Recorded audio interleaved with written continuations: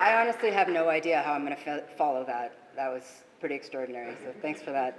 And thanks to all of you for having me here, and it's a real honor to be able to speak and share my work with all of you. And I've really enjoyed the conversations we've had in the past couple days. Firstly, I'd like to be clear that my research does not represent the experience or expertise of a practitioner, but rather an interest in the body, material religion, and ritual technologies. Thank you. This is very much an object-based study, and I'd like to note before I start that the images I will show during this presentation are all public or have been used with the permission of the object custodians. So, my research focuses on the 4 primary ritual instruments or object types constructed with human remains, which I have most often encountered in museums and Vajrayana religious settings. The skull, used as a vessel and here decorated with colored butter.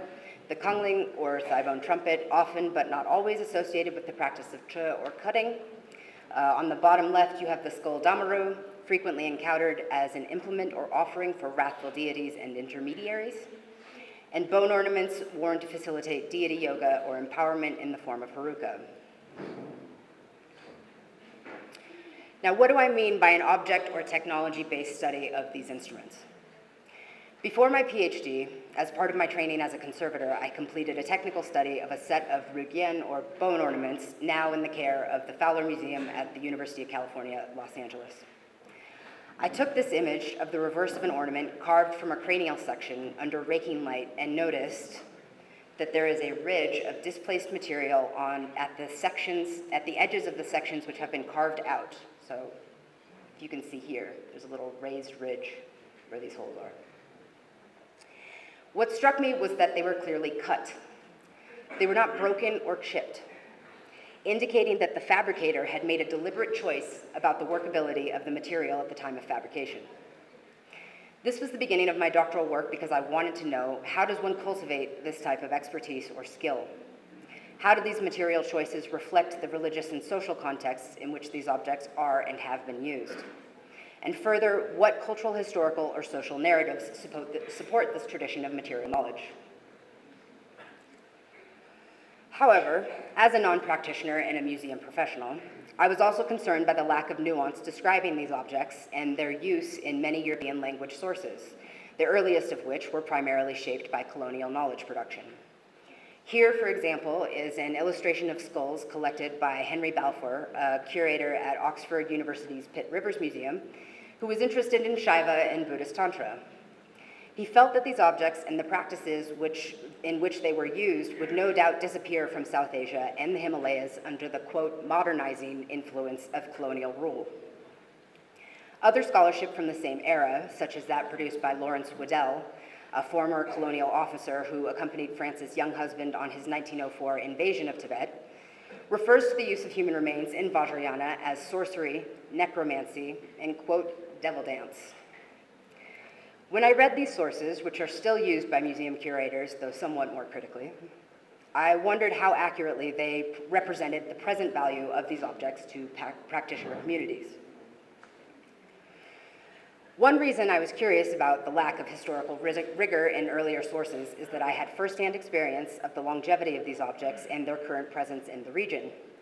As part of my training in conservation, I took a particular interest in the care and handling of Buddhist material religion and completed a series of placements with the conservation section of the Division for Cultural Properties at the Department of Culture here in Thimphu between August of 2013 and January 2015.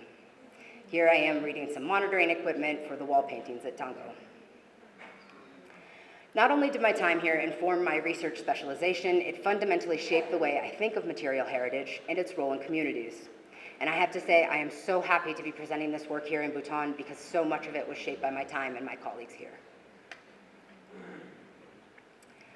After seeing the different ways in which objects were valued by practitioners, not necessarily as properties for display as in a museum, but rather as functioning tools and opportunities for engagement, it became important to me that this connection between lived experience and historic materials should be prioritized as part of conservation practice and research. Because what was really striking was that despite the perspective of European or colonial scholars, these objects continue to be extremely present in the region, visually, ritually, culturally, socially, and historically. At the same time, when I speak to practitioners about these objects, many will say they have no expertise in their use, but they will easily recognize Guru Rinpoche, for example, whose image is ubiquitous across the Himalayas. And since the 13th century at least, this fundamental Vajrayana teacher and ritual master has been depicted with a skull in the left hand, as well as a khatvanga resting on the left shoulder. These are public images of a major figure in the history of Buddhism, and through his iconography, one can understand that the use of human remains as ritual objects is historically significant to practitioners, and at the same time, socially legible in the region today. So I decided to look into the historical sources representing these objects, texts describing their use, as well as iconographies of monuments and images that contextualize them, to explore the longevity and begin to document how they have changed over time. And just a quick note about the khatvanga here. The reason it hasn't been a major focus of the study is that I haven't yet encountered any preserved examples made with human remains.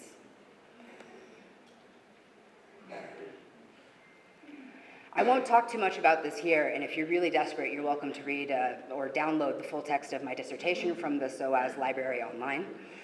But the visual cultural research that I did on these objects became, at the same time, an investigation of the historical development of key Vajrayana iconographies such as the Mahasiddhas, the 8 great charnel grounds, wrathful deities and protectors, dakini, yogini, and specific teachers or ritual masters associated with their use, such as Naropa and Tilopa here. As seen in one of the oldest surviving representations of the siddhas from the 13th century in the Alchi Sumtek, and here with the Kagyu master Marpa on the left. I also looked into the iconography of Cho lineage founders Padampa Sangye and Machi Ladrom. Furthermore, by examining the historical record for representations of these objects and their use, I was able to contribute to an understanding of the material and visual cultural relationship between South Asian, non-Buddhist, often Shaiva sources, within the formalization of many Vajrayana teachings that would become fundamental to Himalayan Buddhist institutions. This includes, for example, Samvara Tantra and its mandala, seen here in an early 12th century Tanka, and its relationship to Brahmanical traditions as illustrated by this 10th century Yogini or Kaula temple at Hirapur with a similar structure. So you have a central deity within a network of yoginis and indications of a charnel setting on the exterior. Another important and informative source demonstrating the changing ways in which these objects have been represented in Vajrayana visual culture are the series of paintings or decorative motifs known as gyensok, showing offerings and ornaments related to specific protectors and deities. So here I think it's Mahakala. This example includes several objects made with human remains, as well as sense offerings and other bodily materials. I'm still working on this aspect of the research, and I hope to collect more images of gyensok for the information they contain about the historical development of these ritual technologies and their liturgical contexts. However, what I want to discuss in my remaining time is addressed to the specific focus of this talk, namely supply, continuity, and innovation. So as part of my doctoral project, I undertook fieldwork amongst Vajrayana or Tantric practitioners in eastern Tibet, Ladakh, Sikkim, and Dharamsala, as well as the Kathmandu Valley, Varanasi, and Bodh Gaya. As I traveled to over 140 sites over the course of 1 year, I asked those I met, monks, nuns, lay practitioners, various lineage holders, as well as students, vendors, craftspeople, and observers. I asked them about these objects, how they're made, used, and cared for, and where they come from.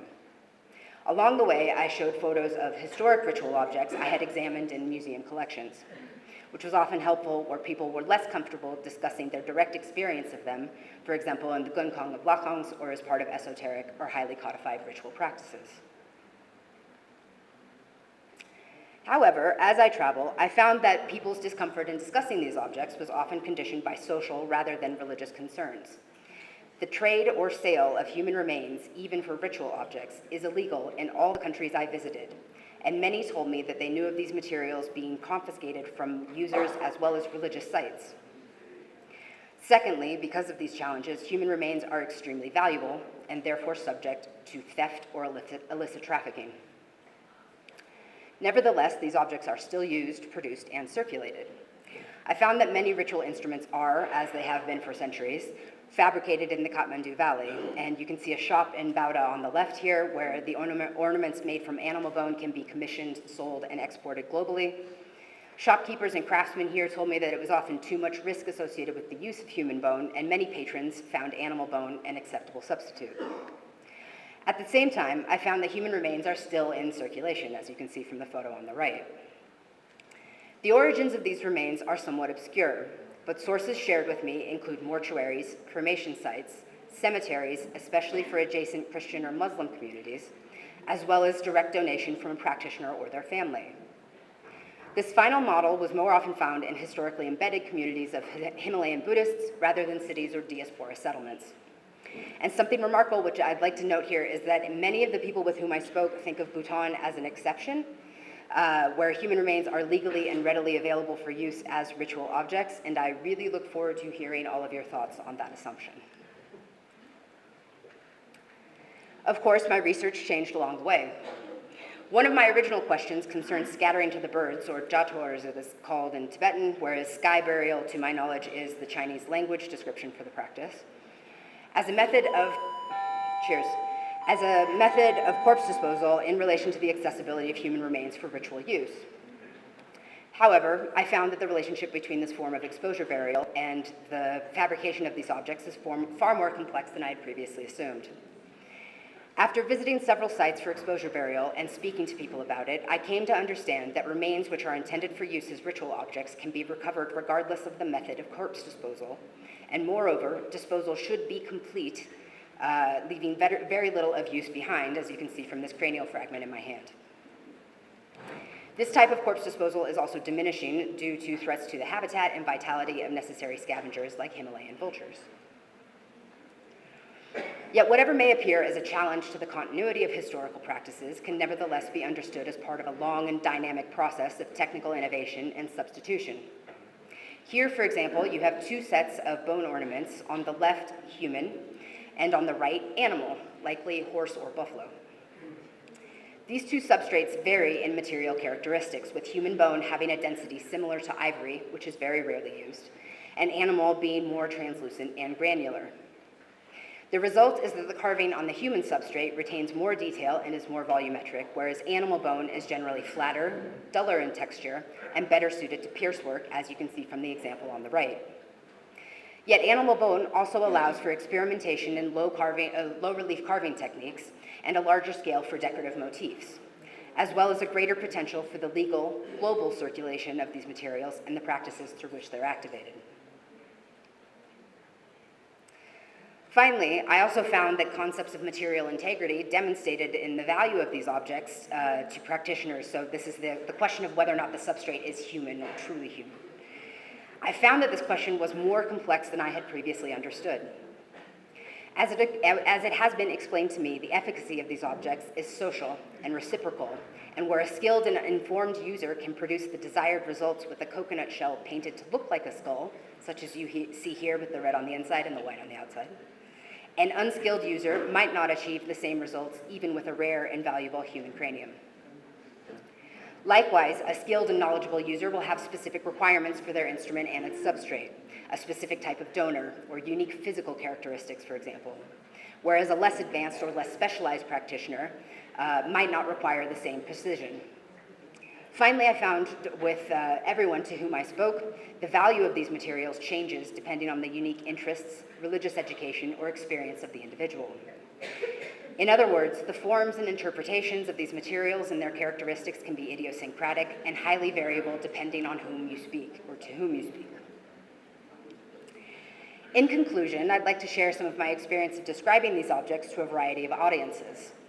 In a Euro-American museum context, for example, many of my colleagues are concerned about the origins of human remains used as ritual objects and their display to the public. And still others are surprised to find that these instruments are still in use in other settings.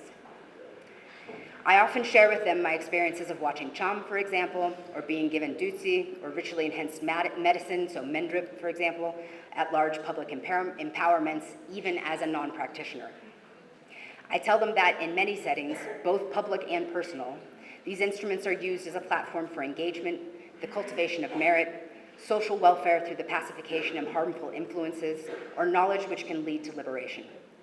These are not necessarily meant to be understood as part of a Cartesian paradigm where a unique body has ontological continuity with the concept of the individual self. Rather, they have the potential to illustrate the transformative capacity of death, as well as the human body as an instrument for practice, and to facilitate religious education by destabilizing the perceived relationship between the self and the body as its vessel. So far, this message has been well received, but I look forward to a day when I am no longer solely responsible for mediating it. Rather, I really hope, and especially in presenting it here with all of you, I hope that this work provides an architecture onto or from which others can add, clarify, expand, dissent, or collaborate. And on that note, I will end. Thank you.